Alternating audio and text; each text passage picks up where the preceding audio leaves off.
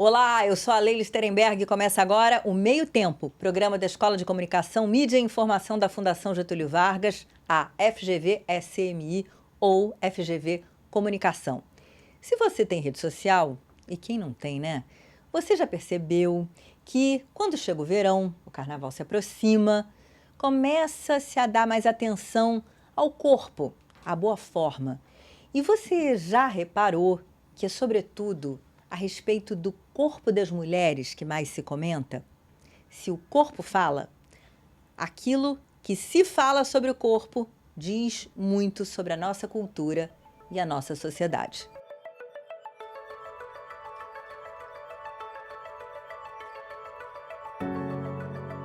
Está comigo hoje aqui a Maria Carolina Medeiros, que é mestra e doutora em comunicação, pesquisadora e professora da FGV-SMI e também da SPM. A Maria Carolina, ou Carol, ela pesquisa socialização feminina e narrativas sobre as mulheres. Ela é consultora de empresas públicas e privadas e tem um podcast, a minha colega aqui, âncora de podcast, o dela se chama Não Te Empodero. Carol, bem-vinda. Obrigada, Leila. Um prazer estar aqui e ter esse papo hoje tão importante que me é tão caro. Vamos começar como a gente costuma, quebrando o gelo. Melhor samba enredo de todos os tempos? Olha, a pergunta mais difícil que você poderia me fazer nesse podcast, porque a gente tem essa paixão em comum, né? Que é o samba e as escolas de samba. Eu vou destacar, em primeiro lugar, o da minha escola, Beija-Flor de Nilópolis, né? Tem um samba de 2007, Áfricas, que é um samba belíssimo. E tem um enredo antológico para todo mundo que gosta de carnaval, que é o Ratos e Urubus 89, né? Mas tem um que eu gosto especialmente também, que é o da Mangueira, 1988, 100 anos de liberdade, realidade e ilusão, acho que é uma coisa assim, que é muito atual, né? Que diz: pergunte ao Criador quem pintou esta aquarela, livre do açoite da senzala, preso na miséria da favela. Um samba belíssimo e ainda muito atual. Essa minha pergunta para Carol tem nexo, né? A gente é amante de carnaval, mas tem essa questão. O carnaval vai se aproximando e as pessoas começam a se sentir à vontade para comentar os corpos, né? Que já começa a aparecer nos ensaios das escolas e depois, quando se vai para a avenida, nem se fala. Você percebe isso e por que isso acontece? Eu percebo, Leila, e notadamente em relação aos corpos das mulheres, né? Tem sempre um comentário que, pra mim, o fio condutor é o seguinte: nunca é o suficiente, tem sempre algo no corpo que pode ser melhorado, né? Então, falando das escolas de samba, né? Uma rainha criticada porque é muito musculosa, a outra porque é muito magra, a outra porque é muito menina, portanto tem um corpo de menina, não é ainda um mulherão, né? Fora as questões, claro, que aí eu acho que são específicas e podem fazer sentido da questão do samba, né? Tem rainha que samba, tem rainha que no samba é uma outra história, porque aí é pertinente ao tema carnaval. Mas essa coisa, né, de que as mulheres se preparam para o carnaval fazendo tratamentos estéticos, sendo bombardeadas, né, por essa profusão de tem que emagrecer e tal. A gente olha nas revistas, até hoje é assim, gente. 5 dicas, 10 dicas para perder tantos quilos até o carnaval, né? Então, tem uma pedagogia, tem uma prescrição de comportamentos, né, do que deve ser um corpo de carnaval, notadamente um corpo das mulheres no carnaval, né? Que eu acho que é o foco aqui do nosso tema hoje, né? E olha como tem a ver com isso que a Carol está falando, um vídeo postado pela Paola Oliveira.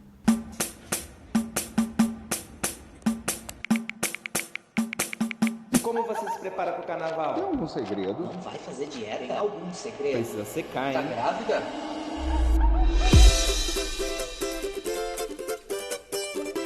Sempre fazem esse tipo de pergunta para nós, mulheres. Então eu vim para o Samba do Trabalhador, no Rio de Janeiro, perguntar o mesmo para os homens.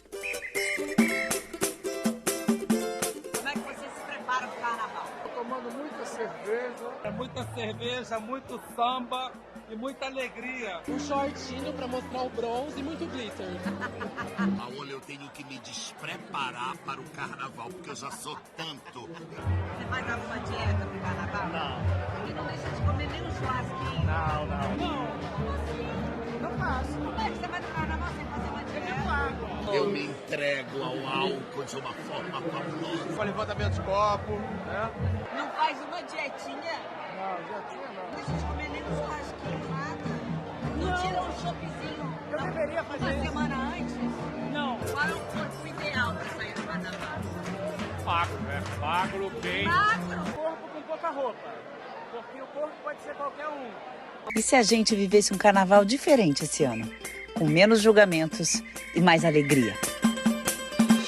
Tá liberado, tudo liberado. Carnaval tudo pode. Cadê meu churrasquinho de franguinho? Tá pronto? Bom, tudo a ver com o que você disse. E esse post, Carol, da Paola, ele veio logo depois que ela tinha sido alvo de crítica porque estava num ensaio da Grande Rio, da qual ela é rainha de bateria, e aí o pessoal chamando ela de gorda, fora de forma, um tipo de julgamento que não é novo, mas você acha que as redes sociais viraram um megafone para esse tipo de comentário? Eu acho que sim, Leila, assim, eu parto de uma premissa que, assim, as tecnologias, né, conforme elas se desenvolvem, elas criam alguns comportamentos, claro, né, então, por exemplo, antes do celular, de a maioria das pessoas ter celular, a gente não fazia vídeos com tanta frequência, nem armazenava tantas fotos e tal, então, tem uma condição que é a da tecnologia, mas tem uma outra condição que é da cultura, né, e que ela, então, permeia todos esses avanços, né, que a gente entende como avanços, mas que ela vai permeando, porque tem o caldo da cultura que está ali a priori, né, está ali antes das inovações tecnológicas. Então, eu acho que, na verdade, as redes sociais, como você bem trouxe, elas trazem um megafone, né, para o que já está na cultura, que é a misoginia e a ideia de que você deve e pode comentar livremente sobre o corpo de uma mulher. Isso não é novo, né? E isso tá dentro da minha pesquisa de doutorado, isso tá alicerçado em alguns pontos. Então, assim, o primeiro sabe aquela famosa frase que muita gente fala e pouca gente sabe o significado, que diz, da Simone de Beauvoir, ninguém nasce mulher, se torna mulher? Essa frase, muitas vezes, é usada de uma maneira romântica, né? Eu venho me tornando mulher, porque ninguém nasce mulher, se torna mulher. E, na verdade, essa frase não é sobre isso, né? No contexto em que a filósofa escreve, ela é uma frase que diz o seguinte: o homem, ele nasce sujeito. Ele nasce aquilo ali que ele vai ser, né? É claro que dele é exigido algum tipo de papel também, né? Para confirmar que é macho, confirmar sua virilidade. Isso existe, não tô dizendo que não. Mas a mulher, para Simone de Beauvoir e tantas outras teóricas, ela nasce como o outro. O que é esse o outro? Ela precisa de um olhar de validação masculina para ser alguém, né? E isso vai sendo ancorado, não é só ela que fala, né? Charles Darwin, né? O pai da evolução, dizia que a mulher era um ser humano incompleto. Até Lacan, né? O Lacan tem isso na psicanálise também, Jacques Lacan, que afinal de contas, né, algo falta à mulher e ela tem que construir isso que falta. Aristóteles, né, esses grandes nomes que a gente lê, admira até hoje e tudo mais, não tô propondo cancelá-los, né, não é sobre isso, mas é isso, assim, tem um recorte aí histórico de construção, né, até a própria questão do cristianismo, né, de que a mulher vem da costela, Eva vem da costela do Adão, então você tem uma construção histórica da mulher como um ser humano inferior, um ser humano incompleto, o homem que não deu certo, o segundo sexo aí que a Simone de Beauvoir vai cunhar, né? E aí você tem esse tornar-se mulher que a Simone de Beauvoir se refere, ele diz o seguinte: bom, para você ser mulher, você vai ter que passar a sua vida inteira, para você ser sujeito, né, nascida mulher, você vai ter que passar a sua vida inteira confirmando que você é uma mulher. Como é que você faz isso? Por meio da feminilidade. Então, a gente ouve, até hoje, gente, eu não tô falando, eu falei de Aristóteles, mas até hoje a gente ouve comentários como, a mulher de cabelo curto é menos feminina, né? A mulher que se veste de uma maneira que não tá ali de vestido, que não tá usando batom, não tá usando maquiagem, nem parece mulher. E tem uma discussão interessante hoje, as mulheres que deixam o cabelo ficar branco, porque tem um etarismo aí nessa história. Antes de você chegar nos seus outros pontos, só para aproveitar essa questão da Paula Oliveira, porque houve esse comentário. Ela tá com 41 anos, gente, uma mulher jovem, linda. Mas, ela tá ficando velha, né? E aí isso tem a ver também com um comentário que foi feito a respeito da Yasmin Brunet no BBB, né? Que o cara lá, eu acho que foi o Rodriguinho, Isso. salvo engano, dizendo que ela já foi melhor, uma menina. Quando era mais nova. Quando era mais nova. Agora, teve uma enxurrada de reações nas redes sociais. A gente deve olhar, talvez, para a ação ou para a reação? Para o comentário ou para as críticas a esse comentário? Eu acho que a gente tem que olhar para os dois. Eu acho que é muito positivo, né, que hoje, principalmente as mulheres, não deixem mais passar batido esse tipo de comentário, né, porque se enxergam nele também, né. E eu acho, né, você falou do meu podcast, que eu fico feliz de ter divulgado, o Não Te Empodero, ele é justamente um termo com uma ironia, né, de que tudo que a gente fica escutando que empodera as mulheres, que normalmente é pela via do consumo, então usa um batom que você vai estar empoderada, faz tal coisa que você vai estar empoderada. Eu defendo que esse empoderamento, ele é pela via do conhecimento. E aí, o que eu acho? Como é que isso se conecta com as redes sociais, né? Eu acho que as mulheres estão se informando mais. Estão mais bem informadas, né? E aí, esse tipo de declaração não passa mais batido, né? Essa coisa da mulher que deixa o cabelo branco ou da mulher que engorda e tal, normalmente o adjetivo que a gente escuta pra isso é tá desleixada, deixou de se cuidar. O Rodriguinho falou isso da Yasmin Brunet, né, no BBB. Não, ela se largou. Eu acho que ele usou essa expressão, né? Porque tem uma coisa, né, de que a beleza, ela é historicamente atrelada à mulher. Porque se para ser sujeito eu preciso da validação masculina, né, e eu como mulher, ser humano histórico, dentro da história, eu não participava do debate público, qual era o meu grande ativo? Ser bonita. E aí você tem uma virada que acontece por meio do cinema de Hollywood, da publicidade, da criação de cosméticos para cada parte do corpo, que você desloca a ideia de que ou você nasce bonita e aí você tá com sorte, ou você não vai ser escolhida, porque tem essa ideia, né, de que a beleza é uma virtude para a mulher ser escolhida para seu objetivo final na vida, que deveria ser o casamento. Essa é a construção histórica que a gente tem, né? Em diferentes culturas. Em diferentes culturas, exatamente. Quando você tem esse deslocamento para tem um creminho para isso, tem um creminho para aquilo, né? Você coloca na mulher a responsabilidade de ser bonita. E ela vira também, Leila, uma questão moral. A gente vê muito, né, a publicidade, que é muito meu campo de atuação, vendendo os cremes para todas as partes do corpo feminino como autocuidado, né? Então, você tem uma questão que é importante, que então, essa mulher que deixou o cabelo branco, ela não se cuida. Essa mulher de 41 anos, como a Paola Oliveira, belíssima, maravilhosa, que engordou, ela não se cuida, ela se largou, né? E assim por diante. Então, você tem uma construção calcada nessa misoginia, né? Que eu posso comentar a respeito do corpo das mulheres livremente, porque as mulheres têm um objetivo histórico, social e cultural de serem bonitas para serem escolhidas, né? E aí acaba havendo uma hierarquização, me parece, algo que conversa com o conceito criado pela antropóloga Miriam Goldenberg, do corpo como capital. Ela gravou um depoimento pra gente, vamos ouvir. O corpo, principalmente o corpo das mulheres no Brasil, é um verdadeiro capital. Eu criei esse conceito quando eu fiz uma pesquisa com 1.279 homens e mulheres. E eu perguntei para as mulheres, o que vocês mais invejam em outras mulheres? O corpo. O que vocês mais gostariam de mudar em vocês? O corpo. O corpo não é um corpo qualquer no Brasil.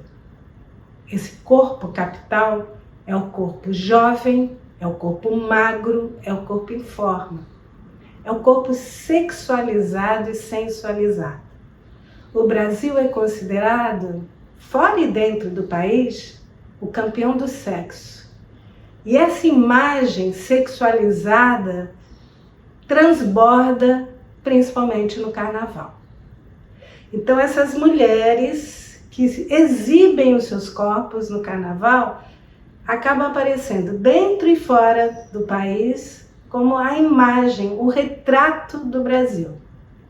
Interessante, e tem a ver com o nosso ponto de partida, que é o carnaval, afinal de contas? A Miriam é uma grande referência, né? Eu cito ela na minha tese, essa ideia dela do corpo como capital, que é brilhante, né? E eu acho muito interessante, é uma discussão que também a Miriam faz, que é, Leila, essa coisa assim, ao mesmo tempo que a gente tende a ver o carnaval como um momento de liberdade, né? Notadamente para o corpo feminino, então as mulheres, né, andam com menos roupa, é calor e tal. Ao mesmo tempo, você vê uma cobrança maior, né? Como nesse vídeo da Paola Oliveira, que ela vai entrevistar os homens perguntando como você se prepara para o carnaval. Enquanto as mulheres estão se preparando, entre muitas aspas, né? Tentando emagrecer, fazendo dieta, pagando fortuna para tentar amenizar a celulite e etc. Os homens estão lá. Eu faço levantamento de copo, né? Eu aprendo samba da minha escola, eu me divirto, né? Que se coaduna com essa visão da Simone de Beauvoir, que é essa ideia de assim, o homem ele vai lá e faz, né? Ele é o sujeito. A mulher ela precisa ficar sempre numa tentativa de aperfeiçoamento, né? De algo que nunca se aperfeiçoa por completo, né? De uma perfectibilidade que nunca é completa. E essa que é a grande armadilha, porque nunca é o suficiente, né? E eu acho que a reação nas redes sociais, ela passa muito por, gente, Paola Oliveira está sendo criticada, chamada de gorda, de velha. Meu Deus, como é possível, né? Yasmin Brunet, a mesma coisa. São mulheres que estão absolutamente dentro do que a gente entenderia como padrão, né, de beleza. Então, eu acho que o grande problema, a gente não tá aqui falando, né, então, não pinte o cabelo, então, fique com o seu corpo do jeito que você quiser e tal. Não é sobre isso só, né, mas é a ideia de que se a gente for nessa seara, que é uma seara que passa pelo consumo, né, então, consuma tratamentos estéticos, consuma esse creme, consuma essa dieta, consuma... não tem fim. E esse que é o grande problema, né? E aí a gente vê, ao fim e ao cabo, mulheres às vezes deformadas, né? De procedimentos estéticos e de cirurgias plásticas e tal, porque não tem fim. Sempre haverá algo. E a moda muda, né? Então, uma hora a moda é um seio mais farto, outra hora é um corpo mais esbelto. E aí, o que você vai fazer? Você vai ficar... Agora a gente tem essa discussão, né? De explante de silicone. Você vai ficar tirando e colocando isso, fazendo uma cirurgia plástica, uma intervenção no seu corpo, que é um capital, né? Assim, o tempo todo, de acordo com a moda, né? Então, esse que é o problema, é essa discussão, né? Eu acho que não se trata de hipocrisia, estamos aqui nós duas, né? Nos arrumamos para estar no podcast, quem tá vendo a gente no vídeo tá vendo, a gente tá arrumada, maquiada. Então, não é sobre romper com tudo isso, porque a gente também vive dentro dessa cultura, né? Mas é a gente perceber quais são as nuances que estão em discursos como o que diz que Paola Oliveira está gorda, né? Por que isso é pauta, né? E por que a pauta não é como ela tá lá se divertindo, brilhando na frente da Grande Rio, como rainha de bateria há tantos anos? E samba muito ela, diferentemente de outras rainhas, mas não vamos entrar nessa discussão aqui. Por favor, não me comprometa. Olha, agora a gente vai para aquele ponto do programa em que a gente faz uma pergunta para a inteligência artificial. Carol, eu perguntei pro ChatGPT por que, historicamente, a exigência estética com as mulheres se tornou maior do que com os homens. A resposta: a exigência estética com as mulheres se tornou historicamente maior do que com os homens devido a uma combinação de fatores culturais, sociais e históricos. Ao longo dos séculos, as mulheres foram frequentemente objetificadas e valorizadas principalmente por sua aparência física, enquanto os homens eram valorizados por suas habilidades, conquistas e status social. Isso levou a uma pressão constante sobre as mulheres para se encaixarem em padrões de beleza irreais e muitas vezes inatingíveis. Parece que a IA estava te ouvindo aqui. Além disso, a mídia, a publicidade e a indústria da moda desempenharam um papel significativo na perpetuação desses padrões, promovendo uma imagem idealizada e estereotipada da mulher. No entanto, é importante ressaltar que a exigência estética não é exclusiva das mulheres e nos últimos anos tem havido uma crescente conscientização e movimentos em direção à igualdade de padrões estéticos para ambos os gêneros. Mas é a tal história. Existe um só é feia quem quer, como você disse, você já tangenciou esse ponto e a indústria ganha uma grana por conta disso. É isso, assim. Quando você tem a beleza como a virtude entre muitas aspas, né, histórica possível para a mulher, né, como o grande ativo no enlace matrimonial, que é o desejo historicamente construído, né, e aí você resolve colocar, a sociedade coloca como, bom, peraí, tem uma mudança aqui, então agora você pode usar cremes para se melhorar, se aperfeiçoar, né? Se a gente observar até os nomes, tratamento estético, né? O que a gente passa no rosto para disfarçar a olheira chama corretivo, né? Tem uma questão semântica aí muito importante na comunicação.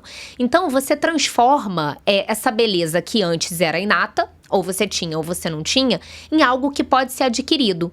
E isso automaticamente, Leila, vira algo que assim, então se você não tem, é porque você não quis. E aliás, até a beleza, você tem ou você não tem, isso dá uma discussão infinita, né? Porque o que é beleza, afinal? Que é algo que varia no tempo, no espaço, é uma construção também. Varia totalmente. E na verdade, justamente é isso, assim, se você tem uma moda que uma hora é a sobrancelha com micropigmentação e é de um jeito, daqui a pouco é de outro, você vai gastar dinheiro para fazer, depois você vai gastar dinheiro para desfazer, né? O que eu acho que é o ponto central é essa responsabilização, né? Então, o só é feia quem quer, ele tá dizendo o seguinte, você não se cuida, você podia ser melhor se você quisesse. Só que esse querer, ele é pautado em dinheiro, tempo, né, esforço, né? Tem uma autora que eu uso na tese também, a Renata Neiva, que ela chama isso de a mulher pode ser bonita mediante uma rotina de sacrifícios.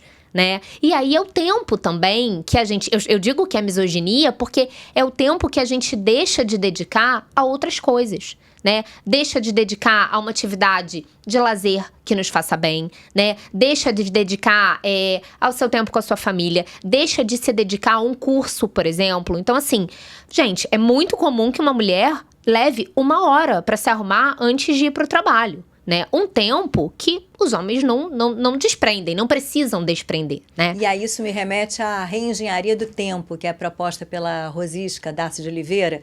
Ela tem um livro sobre isso que fala, olha, como o tempo é esse bem imaterial que é tão crucial para as mulheres, e as mulheres sendo as cuidadoras para quem está embaixo, para quem está em cima. Em última instância, a administração da casa, mesmo que haja uma ajuda dos homens, tradicionalmente recai sobre nós. A gente entra no mercado de trabalho e ainda tem todo esse cuidado para não estar desleixada, que consome tempo também. O nosso dia tinha que ter 48 horas, pelo menos. Exato. E eu acho que o grande ponto isso é visto como desleixo, como falha de caráter, como uma questão moral. É isso, nossa, se largou, né? Se largou, não se cuida mais.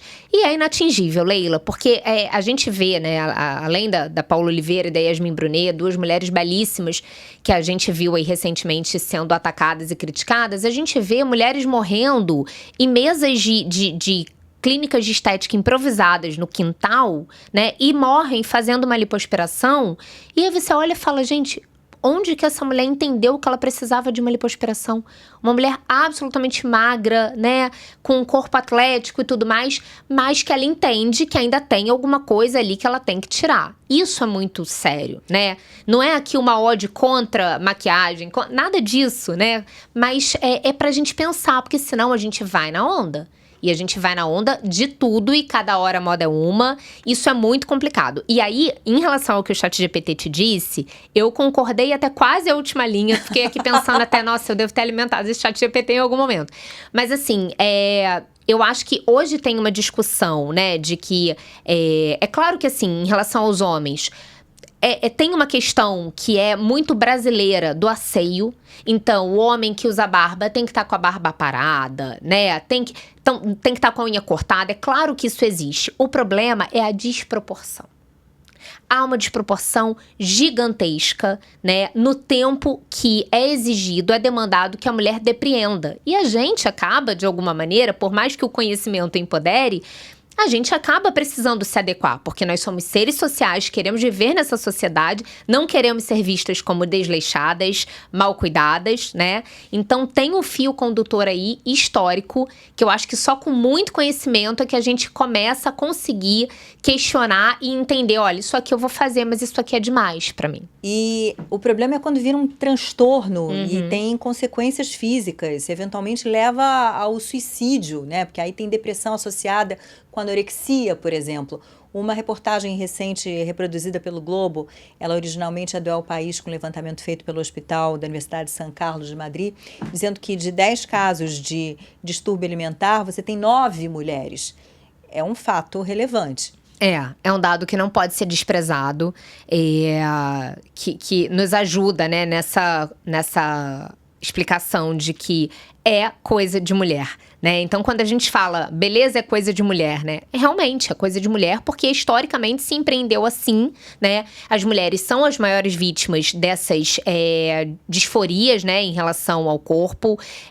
O Instagram, o filtro do Instagram, as redes sociais de modo geral, contribuíram, já tem estudos para isso, né? Contribuíram, mas assim, então elas são as vilãs? Não, é porque as tecnologias acabam, de alguma maneira, colocando uma lente naquilo que a gente já tem na sociedade, né? Então, casos de mulheres levando fotos com filtro no Instagram para cirurgiões plásticos para dizer, eu quero que meu nariz fique assim, né? Eu quero que... E aí começa a ter um problema com a própria aparência, porque se você na rede é de um jeito, você começa às vezes a ter até problema de socialização, porque fora da rede eu sou real, né? Então eu acho que pra mim o caminho é mesmo que a gente discuta, né? Discuta de onde veio isso, pra gente entender que quando eu acho que eu não posso sair de cabelo molhado de casa, né? Porque tem um estereótipo construído, né, historicamente, de que isso é feio, de que isso não é elegante, né? De onde que tá vindo isso? Pra eu poder avaliar se eu quero ficar 1 hora secando o meu cabelo, ou se eu quero ir-me embora porque tá calor, tá verão no Rio de Janeiro e eu vou assim, né? E não deixar que isso seja introjetado, que é desleixo, que é falta de cuidado. Agora, uma coisa que eu acho muito importante, a gente precisa discutir isso, como a gente tá fazendo aqui, de uma forma coletiva, né? Porque é muito difícil você remar contra a maré. É muito difícil você remar contra a maré. É muito difícil ter toda uma indústria que te vende um creme dizendo que é autocuidado e aí você não usar e você não se sentir descuidada, né? Então... E hoje em dia com essa questão da magreza, né? Os novos remedinhos à base de semaglutida que foram criados para diabetes originalmente, mas fazem com que a pessoa fique enjoada, perca a vontade de comer, e isso virou aí a salvação da lavoura, muito entre aspas, só que custa uma grana. Então, mais uma vez, você tem aí uma questão de desigualdade que se impõe, que é quem tem acesso, muito que bem, quem não tem, paciência, o que é cruel. Exato, E em relação a essas injeções, essas medicações mais novas, né, é isso, assim, ninguém sabe que efeitos elas podem ter num corpo saudável, né, porque elas originalmente foram criadas para outras coisas. E aí, é da gente se perguntar, por que é que, notadamente as mulheres, se predispõem a fazer o uso de algo que elas não sabem que consequências podem ter no seu próprio corpo, né? Em nome da magreza. Isso é muito forte. Isso é muito forte. E é muito forte também no Brasil, né? Que a gente tem essa cultura de praia, notadamente uma cidade como Rio de Janeiro, né? Que é de onde a gente fala. Você tem uma cultura de praia e tal. Agora, olha que interessante, né?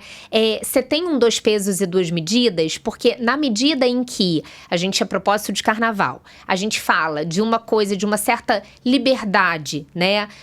Pros corpos no carnaval, pro uso do biquíni, né? O Rio de Janeiro, que é uma cidade litorânea, é muito comum, você vai em restaurantes que são mais ou menos perto da praia, você tem lá, as mulheres estão de biquíni, né, sem uma blusa por cima, só com uma parte de um short, algo do tipo, e isso é comum. Então, tem uma tendência que, inclusive, é vendida, essa imagem do Brasil lá fora, né, de um país com liberdade, né, para as mulheres e tudo mais. Mas aí você vê, se aqui a gente não é, por óbvio, obrigada a usar a usar sempre roupas muito fechadas ou, né, burca, etc. Então, essa claramente não é a nossa questão. Mas você tem um outro contraponto a essa, entre muitas aspas, libertação, que é pela via da estética. Então, o que você faz? A mulher usa biquíni, mas, olha só a celulite. E olha só a gordurinha, olha a flacidez, né? Então, você vai, entre muitas aspas, dando uma liberdade, por um lado, e até em outras searas, né? De estudar, de poder frequentar e disputar espaço no mercado de trabalho e tudo mais. Mas você vai sempre tendo algo que atrasa a vida da mulher, atrasa objetivamente em relação ao tempo, né? Em relação ao gasto despendido de tempo e de dinheiro, né? E em relação à própria autoestima, que é uma coisa muito séria, né? Quantas vezes a gente vê em revistas, assim, tenha um corpo de praia. O que é um corpo de praia? É um corpo que não existe, né? Porque se você for gorda, emagreça para ir à praia. Se você for magra, enrijeça os músculos, tonifique os músculos para ir à praia. Se você tiver celulite, trate sua celulite para ir à praia. Olha que coisa interessante. A celulite, né, ela foi descoberta como uma questão médica, né? E no Brasil, quando as mulheres começam a usar biquíni para ir à praia, maiô, né, e biquíni para ir à praia, a celulite começa a ser propagada como um mal a ser combatido, né? Então, tem uma pedagogia na publicidade, nas revistas, aqui eu tô me atendo a esses objetos porque são do campo da comunicação, né, que é a minha área. Você tem uma pedagogia que é isso, assim, então agora você usa biquíni, mas bem...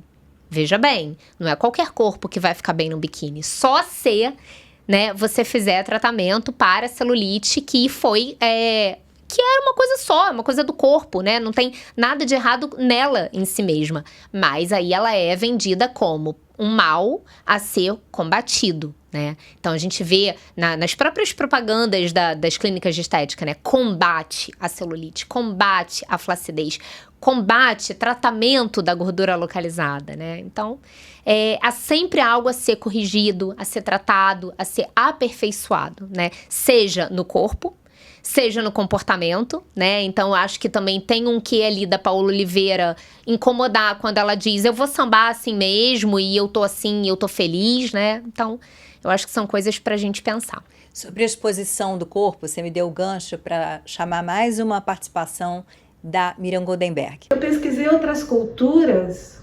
Alemanha, Suíça, Suécia, Espanha. E eu passei alguns meses na Espanha e vi mulheres de todas as idades, com os corpos fora de forma, corpos considerados aqui feios, né?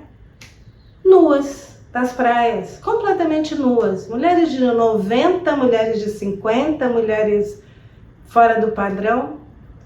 E eu entrevistei essas mulheres. E lá, o corpo nu é um signo de liberdade, de naturalidade, de prazer. Aqui no Brasil, com essa imagem de sexo, campeão do sexo, o corpo feminino é um corpo objetificado, é um corpo considerado apenas pela sua aparência, pelo poder de sedução. Então, não dá para dizer que aqui a nudez é signo de liberdade ou de poder feminino, como é em outras culturas. Mas acho que nós estamos num momento de repensar esse corpo capital, de repensar essa extrema valorização da juventude, da sensualidade, da magreza, do corpo em forma, para pensar muito mais em outros valores que nós mulheres conquistamos nas últimas décadas. Acho que o carnaval também pode ser um momento de pensar sobre liberdade, poder, prazer e a beleza do corpo feminino. E aí, Carol? É muito interessante a fala da Miriam. Eu concordo com ela, em grande medida. Eu acho que, assim, a nudez não é em si só o problema, né? A questão é muito o olhar que se tem, né? E no caso do Brasil, da mulher, acho que latina de maneira geral, tem muito essa coisa de símbolo sexual, né? Muita essa objetificação, mas demais, demais. Eu até, assim, arriscaria dizer que nos países que a Miriam cita, né, talvez uma mulher latina nua vá ser objetificada e talvez uma mulher alemã não, porque tem esse estereótipo, né, de Brasil, infelizmente, né, como sempre no topo do turismo sexual, né, é um dado muito triste. Então, o que eu acho, assim, você tem uma nudez que... Uma coisa é a nudez pela nudez, né? Outra coisa é a nudez objetificada. A nudez de uma mulher que, em estando nua, o objetivo final, na sociedade, não o dessa mulher, deveria ser agradar o olhar masculino. E essas diferenças culturais são muito interessantes, né? Porque na Europa... Você coloca uma parte de baixo do biquíni grande para padrões brasileiros, mas você pode fazer topless tranquilamente e não haverá problema. E no Rio de Janeiro, que é essa cidade balneário, não.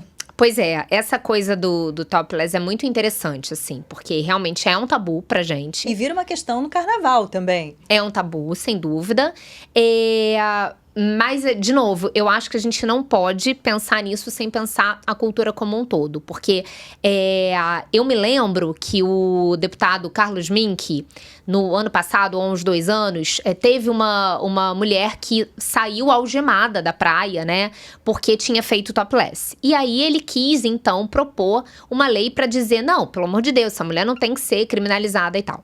E eu concordo, claro, absolutamente, que essa mulher não deve ser criminalizada. Mas eu acho que não é tão simples na nossa cultura o topless. Sabe por quê, Leila? Eu me lembro de uma outra cena, uma dentre tantas, né? Que aconteceu, acho que há uns 3 anos, ou talvez ali em algum resquício ainda da pandemia. Uma professora de yoga, não sei se você vai lembrar disso. Uma professora de yoga, ela estava na lagoa, nas margens da Lagoa Rodrigo de Freitas, né? Um ponto turístico aqui do Rio de Janeiro, praticando yoga. E aí um homem aleatório se sentiu autorizado a filmá-la, né? As posições de yoga são posições com muita abertura, né? Muita flexibilidade e tal. E ele filmou fazendo comentários quase como se ela estivesse fazendo posições pornográficas, ou seja, para agradá-lo, né? E esse vídeo circulou, isso deu um bafafá. Então eu fico pensando assim, como é que a gente vai discutir, por exemplo, topless, liberação de topless, né? Se uma mulher vestida fazendo yoga às margens de um ponto turístico da cidade, num lugar público, né, é objetificada. Então, a coisa é muito séria, né? Não à toa a gente tá sempre, o Brasil, no topo também de países de campeões em feminicídio, né? Tudo isso tá ligado. É essa coisa da subordinação, né? Essa coisa de a mulher como ser humano inferior e tal, que algumas culturas, né, já estão conseguindo vencer um pouco mais essas disparidades, né? Até com medidas mesmo de, por exemplo, licença parentalidade. Se você dá uma licença igual para os homens e para as mulheres, você tá dizendo muito claramente que a atribuição de ficar em casa e cuidar do filho não é só da mulher, né? Então, você vê que assim, eu falei de muita coisa porque o fio condutor é o mesmo. Sobre essa questão da objetificação, como é que você vê as meninas nos blocos de carnaval que usam o tapa-teta, que tapam o mamilo, e elas estão claramente numa postura não é não, né? Um espírito Me Too ali. Como é que você vê isso? Bom, de novo, né, a coisa que eu mais repito é isso. A gente não pode olhar uma situação descolada da cultura. É claro que eu acho que as mulheres devem poder se vestir como elas quiserem. E que isso não seja convite pra nada, né? Não seja entendido como convite pra assédio. Quer dizer, não é porque uma mulher tá seminua num bloco de carnaval que isso dá o direito de alguém tocar esse corpo e tal. Isso é uma coisa. Então, essa discussão pra mim, resposta bem objetiva é isso. Ótimo, ela tem esse direito. A outra questão é que eu acho que isso muitas vezes é levantado como uma bandeira de empoderamento. E eu discordo que seja. Por uma única coisa, essa palavrinha tão deturpada, ela tem um significado de coletivo, né? Então, assim, se eu, eventualmente, por conta, sei lá, tô indo num bloquinho, tô com um namorado do lado, que é uma coisa, né, muito disseminada, que o respeito é o respeito ao outro homem, né? Então, eu tô com meu namorado do lado e tal, eu vou seminua, pode ser que nada aconteça comigo, né? Mas a mulher que tá lá andando de ônibus, transporte público o dia todo e tudo mais, ela sabe como é a dificuldade de tomar um encaixe no ônibus, né? E ser assediada. A culpa é dela? Nunca. Nunca, né? A culpa do assédio é de quem assedia. Mas eu acho complicado quando a gente vende determinadas coisas como empoderamento, porque na verdade elas não mudam em nada a realidade coletiva das mulheres. Algumas vão poder, outras não, né? Uma coisa que sempre dá discussão é quando se fala das divas pop, né? Então, quer dizer, eu super defendo o direito da Anitta, maravilhosa, né? A nossa cantora com apelo internacional. Eu defendo o direito dela subir no palco, dançar como ela quiser, se vestir como ela quiser. Mas não é qualquer menina que tá vendo e sendo influenciada que vai poder fazer isso, né, e não sofrer uma violência. E, de novo, a violência nunca é a culpa da mulher. Mas é muito complicado a gente colocar como empoderador, né, uma roupa, uma coisa que não muda nada na realidade coletiva, né? Como eu acabei de dizer, como é que a gente vai discutir o topless se uma mulher, professora de yoga ou praticante, já não me lembro com detalhes, mas vai fazer a sua prática no local público e é filmada sem sua permissão, como se ela estivesse ali abrindo as pernas, né, na postura da yoga, para agradar um homem aleatório que estava passando e se sentiu no direito de filmá-la, né? Então, assim, não é fugir do binarismo de sou contra ou sou a favor, mas pensar um todo, né? Então, eu não acho que isso seja empoderamento, muito embora tenha uma coisa de uma libertação quando você pensa numa Leila Diniz, né? Que as mulheres grávidas não expunham suas barrigas e ela posa lá nos anos 1970, com o barrigão dela de grávida, aquela imagem é uma imagem icônica até hoje, né? Não é à toa, é muito bonito de ver, né? Mas sair com o peito de fora, por exemplo, no carnaval, por si só, não empodera nada. Ainda que é óbvio, essa mulher deve ter esse direito e não ser importunada por conta disso. Bom, e pra gente encerrar, eu faço uma revelação. Eu me chamo Leila por causa da Leila Diniz. Não acredito! A entrevista que ela deu ao Pasquim, que a minha mãe achou o máximo, e aí guardou o jornal. Se e aí, inspirou. Quando eu nasci, se inspirou. Então é isso. Carol, super obrigada. Adorei. Obrigada a você, Leila, que a gente possa conversar mais e mais sobre temas como esse. Obrigada. Obrigada a vocês também. E até o próximo Meio Tempo.